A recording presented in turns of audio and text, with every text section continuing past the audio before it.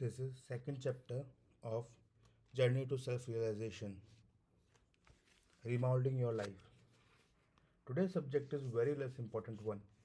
Everything you hear this morning, you should strive to remember and put into practice. It is so easy to inspire momentarily and then forget much of what you heard. That is why I often employ repetition for to penetrate the hardcore of human consciousness. A truth must be repeated again and again.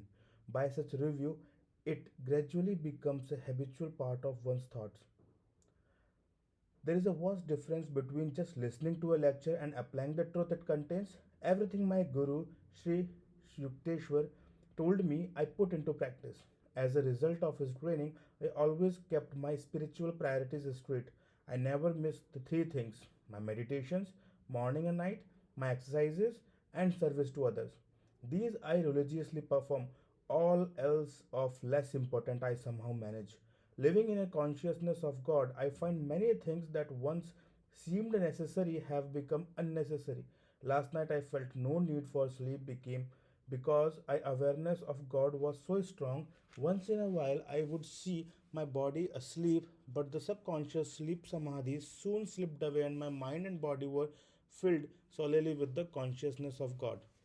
These things that I tell you come from my own direct experiences, and one day they will be part of your realization.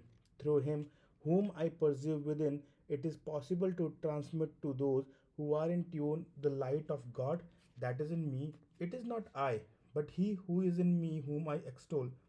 Just as the wealthy man can bestow his fortune on his worthy children, so it is possible for the man of spiritual wealth to bequeath his divine riches to those disciples who follow his example.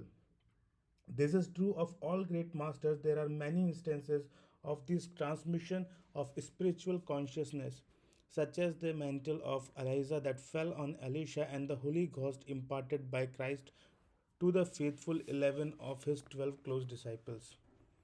Many come to the spiritual path, but it is those who remain steadfast to the end who will enter the kingdom of heaven. True devotees, those who see that the murky path of this world all lead to disillusionment, steadily pursue God, never doubting Him. It doesn't matter whether He answers or not.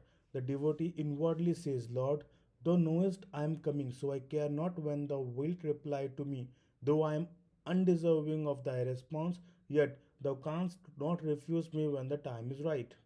As soon as God is convinced that you are in earnest and nothing can turn you away from Him, then through the Guru, He gives you the final realization. The Guru transmits to you the light of God that flows through Him. Perhaps you thought you would never know such a blessing, that supreme experience I received from my Guru. He gave me by His touch what I could not attain by the power and effort of my meditation alone. Beginning with this new year, making firm spiritual resolutions, I have made a few myself and pray with all my heart that the blessing of the Father and Gurudeva I'll carry these through.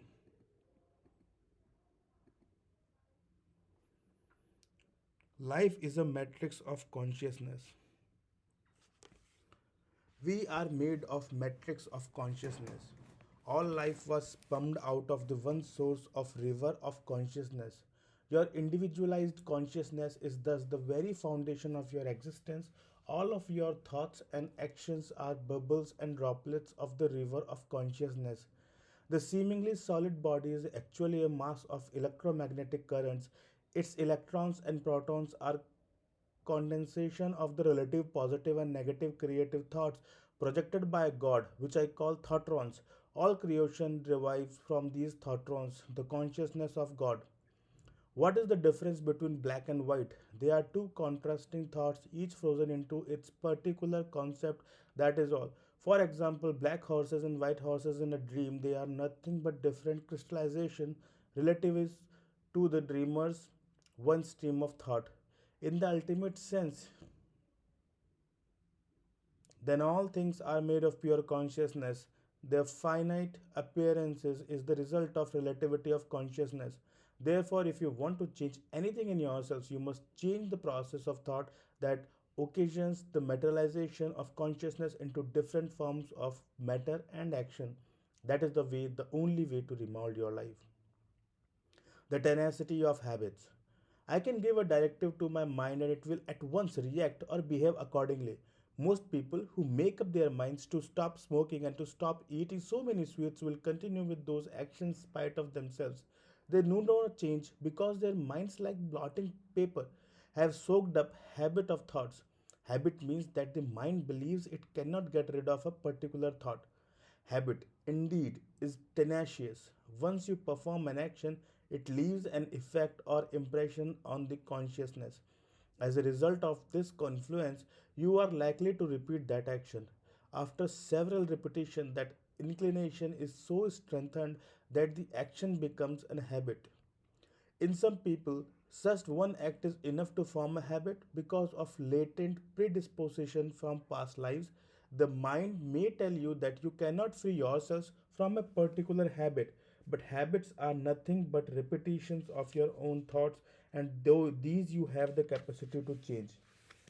The nature of habit can be understood by this analogy. Clay can be molded into vase, and while the clay is still soft, it is easy to change the form that was again and again. But once it is fired in an oven, its shape becomes firmly set. So it is with your consciousness, your thought are molding your actions and your mental convictions. From the repetition of those actions is the fire that hardens the thought into unyielding habit patterns. Why are the faces of all of you different? Because your minds are different. Your habit patterns of thoughts have molded not only your mind but also your body. You have probably noticed that some thin people might eat 5 meals a day and yet never gain fat, and some heavy people may eat very little and yet become heavier. Why? The former, sometime in past life, established the thought in their consciousness that they were thin, and in this life they brought that thought and tendency with them. No matter what they do, they never grow fat.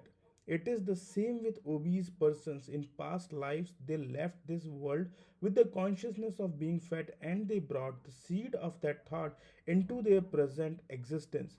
The whole psychology, the whole physiology of the body responds to that karmic seed tendencies. If you want to change your constitution, then you have to say, it is I who thought myself into being thin.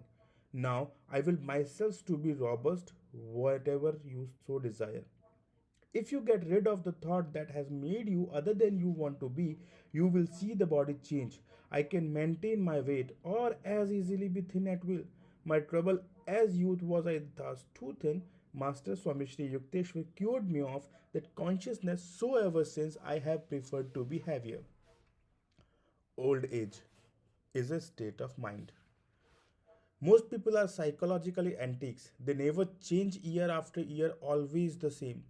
Everyone has self limiting idiosyncrasies. These were not put into your nature by God, but were created by you. These are what you must change by remembering that these habits peculiar to your nature are nothing but manifestation of your own thoughts. If you feel that your character is not what you think it should be, remember that it was molded by none other than yourself. Certainly, there are outside influences, but inner acceptance is the determining factor. If everyone says that Johnny is a bad boy and Johnny accepts that condemnation, he may not make the effort to be good. He adopts that negative thought, but if he had refused to accept it, he could have been different. One must never give up hope of becoming better. A person is old only when he refuses to make the effort to change. That stagnant state is the only old age I recognize. When a person says again and again, I can change, this is the way I am, then I have to say, alright, stay that way, since you have made up your mind to be like that. Try to be more pliable like children. However, even some children are old before their time because they have lacked the training and have not been given the incentive to change past life tendencies. Their mental clay is already fired in the oven and they grow up with the same inclination they had in childhood.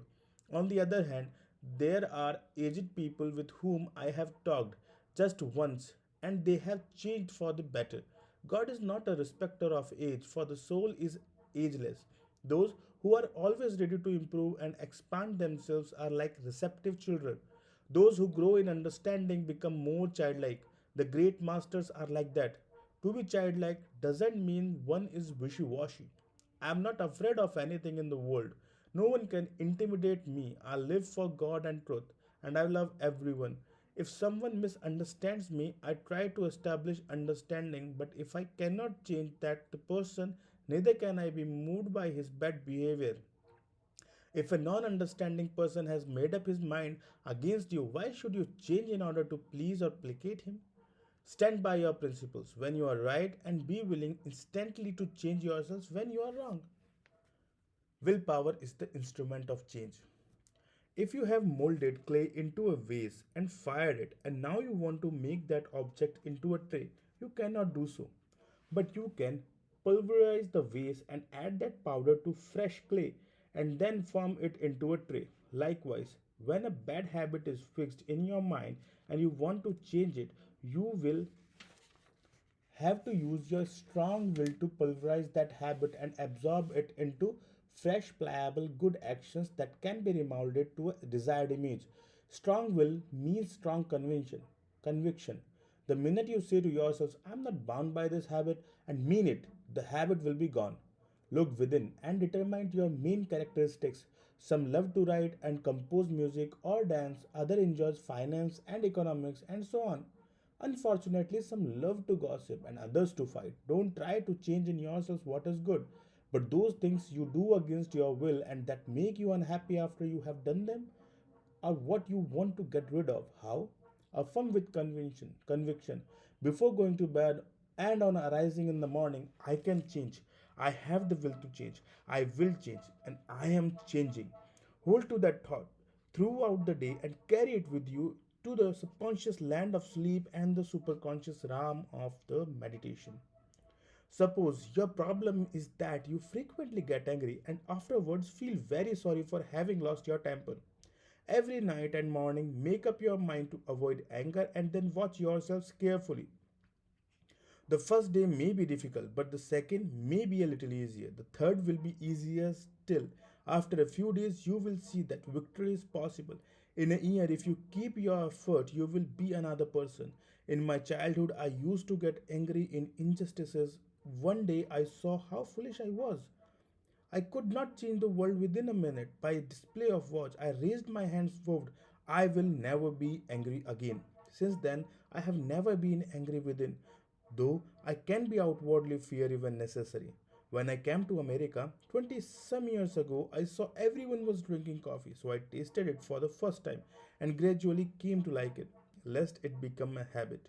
And I made a rule never to drink coffee by myself. Still, there were so many invitations that I found I was drinking coffee all the time. One day, as I ate alone in a restaurant, I realized I missed the coffee. I thought, so you got me, alright, goodbye, coffee habit. That was the end of it, and in the past 20 years, I have never touched it. Just last night, some friend served me coffee to me, and it tasted alright, but it will never again be tempting to me. Freedom is to act for your highest welfare. You must be free, enslaved by the habit of wish to please society or anything else to be able to do not what you want to do, but what you should do for your own highest welfare, that is freedom. For example, temperamental people addicted to their emotions love to intimidate and scare the daylight out of others. I say, go ahead if you must, but remember that you will have to pay for what bad behavior no one else. Every wrong action goes against one's own well being. It fails to give the peace and happiness expected. Sometimes it seems difficult to be good, while it is easy to be bad, and that to give up the bad things is to miss something. But I say, you will not miss anything but sorrow. Do not be like the naughty child who wants to do very thing that he is told not to do. Everything that the great ones you have warned against is like poisonous honey. I say, don't taste it. You may argue, but it is sweet. Well, my reasoning is that after you have tasted the sweetness, it will destroy you. Evil was made sweet to delude you. You have to use your discrimination to distinguish between poison honey and that which is in your best interest. Avoid those things that will ultimately hurt you and choose those that will give you freedom and happiness. In this new year, change your consciousness, cultivate the right conduct and good habits that lead to freedom. When you can say, I don't indulge in bad habits because they are against my interest, I choose goodness in my own free will. That is freedom, and that is what I want for you. Both discrimination and willpower are necessary. Remoulding your consciousness means exercising free will guided by discrimination and energized by willpower. Discrimination is your keen eyesight, and will is your power of locomotion. Without will, you may know what is right through discrimination and yet not act on it. It is acting on knowledge that gets you to go your goal. So, both discrimination and will are necessary. Willpower is easy to develop. Try first for small accomplishment. Gradually, you will get rid of tendencies you thought you could not overcome. Watch your consciousness. Develop the habit of self examination and watching, analyzing your thoughts and behavior. When there are telltale signs of bad habits or inclinations, that is the time to discriminate and resist with the willpower. The first time you succumbed to a temptation, you didn't expect that you would be compelled to repeat it. But after giving in a few times, habit took over. Eventually, you felt you could not get rid of that habit, but you can. If you use your God given discrimination of willpower, habits are simply thoughts grooved deeply into the brain. The needle of mind plays those records of habits again and again. Even the chemistry of the body responds.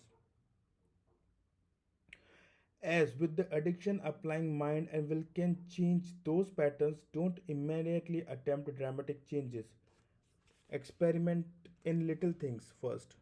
To train your inherent power of command, I see that a great many of you here today will be rid of your bad habits as a result of following these suggestions. Think away undesirable thoughts. Start the new year with the resolve to face your bad habits and conquer them. Take the bull by the horns, so to speak, and tame it. Your bad habits are the static influences that has kept God out of your life. Good habits can be compared to good people. When they look through the window of your mind, they see they cannot get into your life because the chairs of your consciousness are occupied by bad habits. Evict the undesirable occupant and let the noble ones win. You don't need the help of anything or anyone else to change yourself.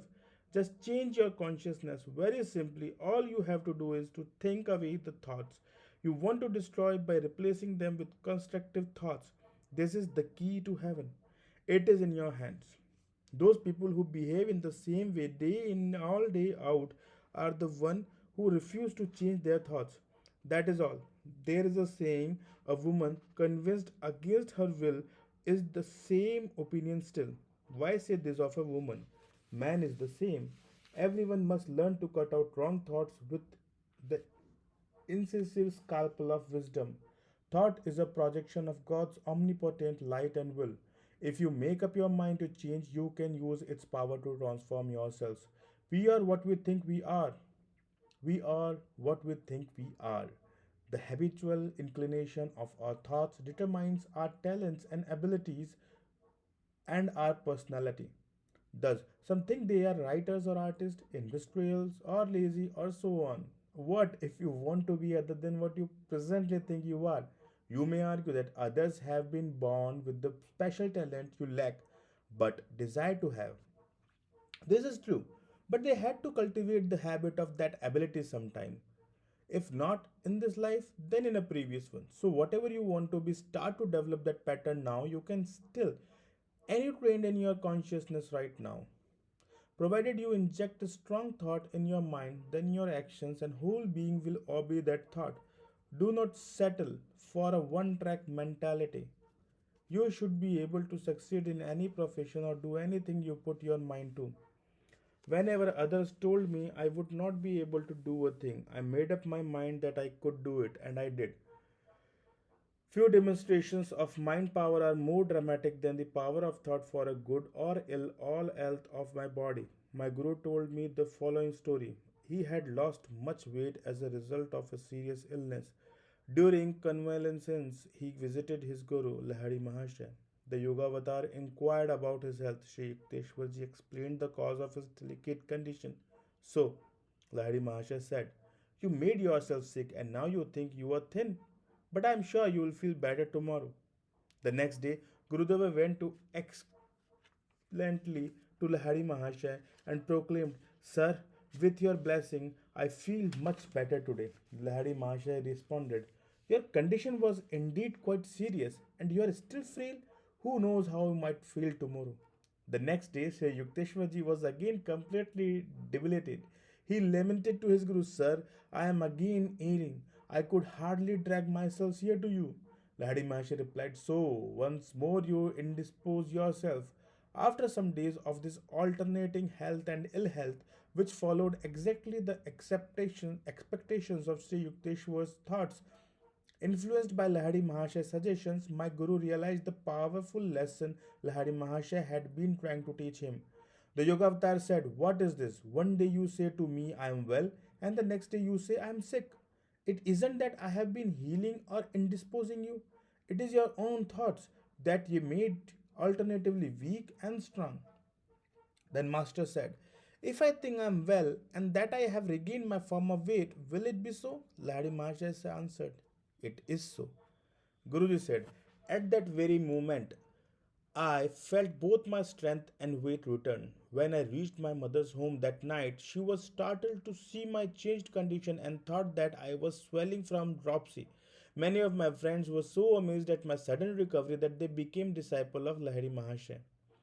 Such phenomenal demonstrations are possible to those who possess the power of realizations that everything is thought when you have yet to attain that realization. You have to keep applying will and positive affirmation until you make thought work for you.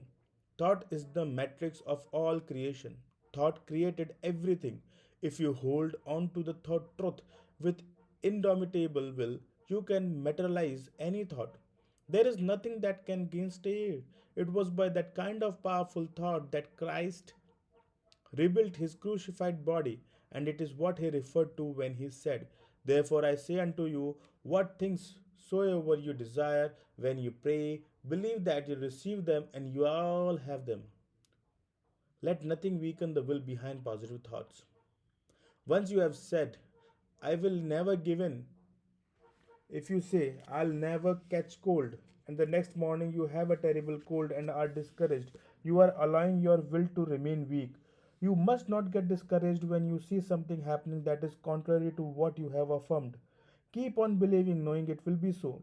If outwardly you say, "I will," but inwardly think, "I can't," then you neutralize the power of thought and emasculate your will. If your will has become weak, by fighting disease or other reverses. You have to take the help of someone else's will to strengthen your thought, their prayers and positive affirmations on your behalf, but you must also do your part to change your consciousness. That is my advice to you. Develop your willpower and positive thinking, and you will find your body, mind, and soul working to mold everything in your life according to your will.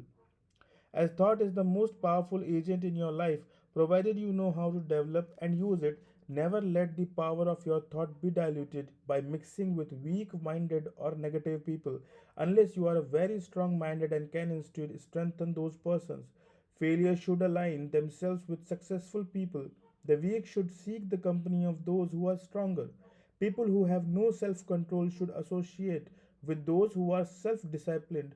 The greedy man, for example, should eat with the man of self control. With such example before him, he will begin to reason, "I also can control my appetite." Change your consciousness from mortality to divinity. Just as by the power of thought, you can change yourselves to be whatever you want to be.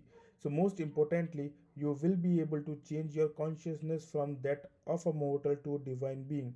The mortal man is he who thinks, "This is what I live, and this is the way I'll be until I die." But the divine man says, I dreamed I was a mortal, but now I am awake and I know that I am a child of God, made in the image of Father. Though it takes time to realize this fully, it can be done. If, when time comes for meditation at night, you yield to the thought, it is so late now to meditate, let me sleep, I will meditate tomorrow, you will be sleeping on into the grave.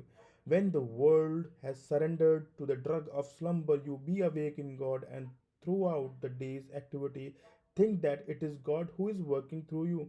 Give the responsibility to Him. He who thinks of God all the time, can he do wrong? No. Even if he happens to err, God knows it. It was his wish to do right. Give everything to God and you will change, because then the human ego can no longer dictate to you. No matter what comes to you, just say, God knows best. It is He who is giving me this suffering. It is He who is making me happy. With this attitude, all your nightmares of life will change into a beautiful dream of God. Darkness is the absence of light. Delusion is darkness. Reality is light. Your eyes of wisdom are closed, so you see only the darkness, and you are suffering in that delusion. Change your consciousness, open your eyes, and you will see in the stars the sparkle of the divine light. In every atom of space, you will see the twinkle of God's light of laughter. Because behind every thought, you shall feel the ocean of His wisdom. The dance of light and death, prosperity and failure have no reality except as dreams of God. Realize this, and you shall see that it is materialized thoughts that are dancing around you, and that you are the ocean of thought. Nothing can stay nor hurt you. Now I ask you to close your eyes and think of one bad habit you want to get rid of. If you concentrate with me as I say the word of spirit, you believe you shall be free of the habit. Throw away the thought that you cannot give up whatever it is. I am sending a strong thought into your consciousness that right now you are rid of that habit. Affirm with me, I am free from the habit now. I am free. Hold on to the thought of freedom. Forget the bad habit. Many of you will find the habit you will have willed away will never come back again. Repeat after me. I shall remold my consciousness. In this new year, I am a new person, and I shall change my consciousness again and again until I have driven all the darkness of ignorance and manifested the shining light of a spirit in whose image I am made. Thank you.